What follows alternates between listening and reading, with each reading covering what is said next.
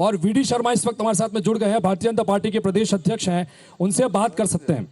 जी जी, आपका बहुत स्वागत है आईबीसी में। और सबसे पहले आपको ढेर सारी शुभकामनाएं। मुझे याद है जब मैं जी आपको सबसे पहले आईबीसी 24 की तरफ से सबसे ढेर सारी शुभकामनाएं।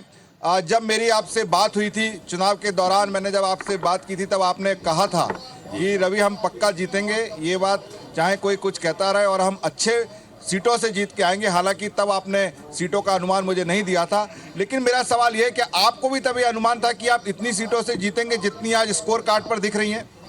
रवि जी, मैंने आपको कहा था कि हम इस बार मध्य प्रदेश के इतिहास की सर्वाधिक सीटें जीतेंगे। ये मैंने उस समय आपको कहा था, और आज आप देख रहे होंगे कि अभी मैं सामने देख रहा हूँ कि 165-67 पर भारतीय जनता पार्टी पहुँच रही है, और मध्य प्रदेश में 173 सीटें हम सर्वाधिक जीते हैं। तो कोई भरोसा नहीं है कि परिणाम आते आते तक वहाँ तक पहुँच जाएं। तो इसलिए भारतीय जनता पार्टी को अपने काम पर, अपने कार्यकर्ताओं की मेहनत पर, और प्रधानमंत्री नरेंद्र मोदी जी का जो नेतृत्व था इस चुनाव में, कि मध्य प्रदेश के मन में मोदी और मोदी जी के मन में मध्य प्रदेश का जो अभियान था, जनता ने प्रधानमंत्री नरेंद्र मोदी जी को आज आशीर्वाद दिया है। इसलिए मैं ऐसा मानता हूं कि प्रधानमंत्री मोदी जी के प्रति जनता का विश्वास, गरीब कल्याण की योजना जो प्रधानमंत्री और मुख्यमंत्री के नेतृत्व में जो हर गरीब का जीवन बदलने का काम मध्य प्रदेश के अंदर हुआ है। तो दूसरा, भारतीय जनता पार्टी के संगठन तंत्र, जो केंद्रीय गृह मंत्री अमित शाह जी की कुशल रणनीति थी, और उस रणनीति पर भारतीय जनता पार्टी के संगठन ने जो प्रत्येक बूथ पर ताकत के साथ खड़ा था, वो हमारी ताकत थी।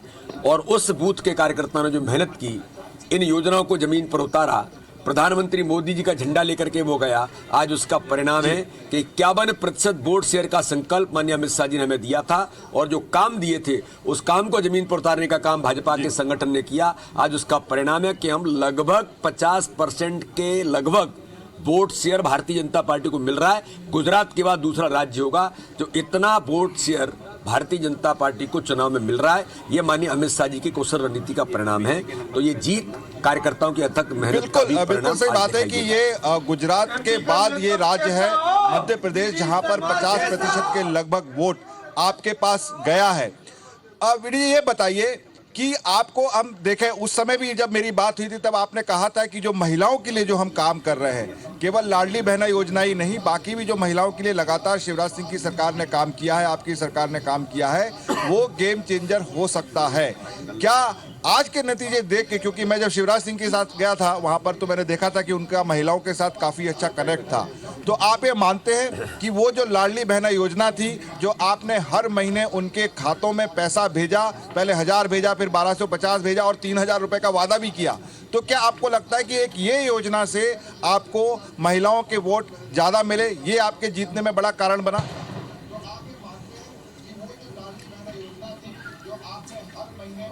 रवि जी, एक बात मैं कहना चाहता हूं कि प्रधानमंत्री मोदी जी के नेतृत्व में मध्य प्रदेश के अंदर 3,62,00,000 लोग आयुष्मान भारत योजना में 5 लाख रुपए फ्री का इलाज कराने का अधिकार महिला पुरुष सबको है।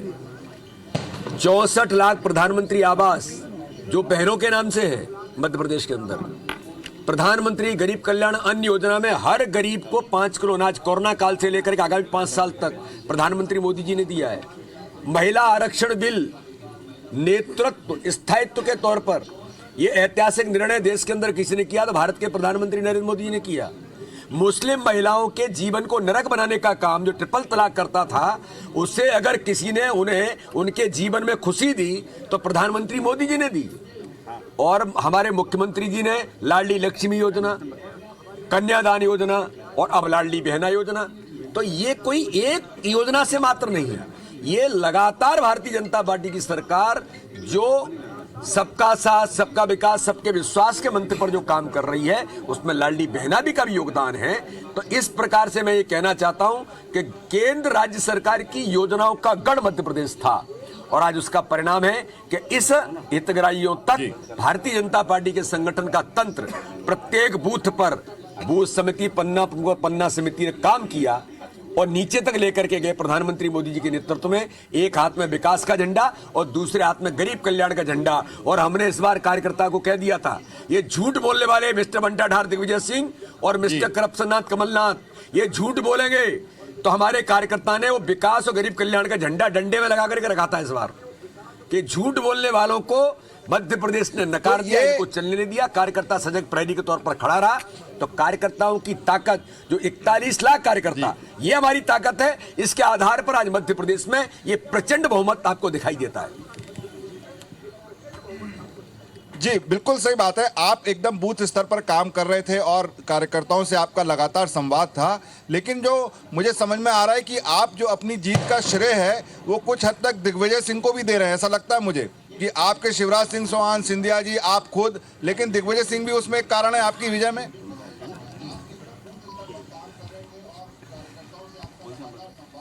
मैंने रवि जी बहुत पहले कहा था कि हम सकारात्मक राजनीति करते हैं, लेकिन मिस्टर बंटा ढार दिग्विजय सिंह ने मध्य प्रदेश को पहले दुरावस्था के दौर में लेकर गए और बंटा ढार मध्य प्रदेश बना दिया था। कमलनाथ ने हर गरीब का हक और अधिकार छीना था, भ्रष्टाचार का अड्डा बना दिया था, और अब दिग्विजय सिंह ने कांग्रेस का ही बंटा ढार कर दिया। इसलिए मैं ऐसा मानता हूं, हम तो सकारात्मक राजनीति करते हैं, अपने काम के बल पर जाते हैं, संगठन की ताकत के बल पर जाते हैं। कमलनाथ एक बार नहीं कई बार बोल चुके हैं कि मेरी लड़ाई भाजपा के संगठन से है जी। तो भाजपा के संगठन ने हिसाब किताब कर दिया, और लोकसभा में बचे हुए जो बूथ हैं जहां नहीं जीते हैं उनमें भी विजय श्री रवि जी हासिल करेंगे और हर बूथ पर मोदी होंगे। लेकिन दीदी लास्ट के 2 सवाल मेरे आपसे कि कई आपकी जीत काफी बम्पर हुई है, लेकिन कई मंत्री हार गए हैं, तो ये जो मंत्री हारे इसका क्या कारण रहा? देखिए, मंत्री अभी हम देख रहे हैं कुछ स्थानों पर मंत्री भारतीय जनता पार्टी के भी चुनाव हारे हैं। अब ये कई चीजें, कई एंगल्स काम करते हैं राजनीति में। क्या कारण रहे हैं कि मंत्री ऐसे जो हारे हैं, उनके पीछे हार के क्या कारण है, भारतीय जनता पार्टी इनकी भी गंभीरता के साथ समीक्षा करेगी। चलिए, अब तो आप चुनाव जीत गए हैं, अब तो बता दीजिए कौन मुख्यमंत्री बनेगा? शिवराज जी रहेंगे कि कुछ और बदलाव हो सकता है इसमें?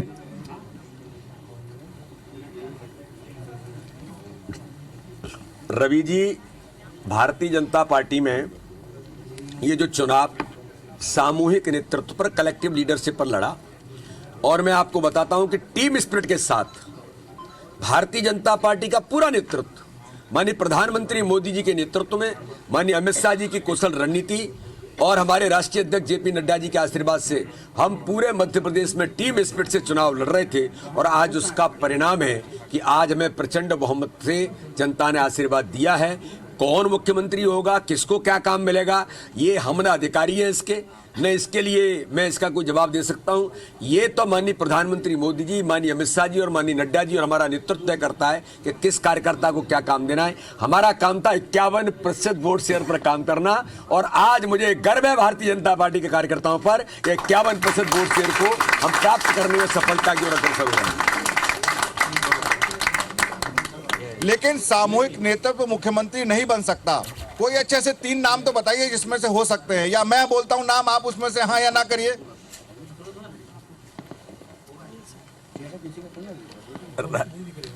रवि जी, ये मेरा काम नहीं है, ये काम माननीय प्रधानमंत्री जी, माननीय अमित शाह जी और माननीय नड्डा जी से लेकर के केंद्रीय नेतृत्व का ही काम है। ये हमारा काम नहीं है। हमारा काम था जो हम कर रहे हैं, और आगामी जो काम है वो बता देता हूं मैं कि लोकसभा हर बूथ पर मोदी के अभियान की शुरुआत हमने कर दी है। इस बार विजय का इतिहास 2024 में हर बूथ पर हम बनाएंगे। हमारी ये जिम्मेदारी है, उस काम में हम लग गए। चलिए, आपको हमारी तरफ से, IBC 24 की तरफ से बहुत बहुत शुभकामनाएं। एक शानदार जीत आपने अध्यक्ष रहते हुए मध्य प्रदेश में बीजेपी को दिलाई है। बहुत बहुत धन्यवाद रवि जी, बहुत बहुत धन्यवाद।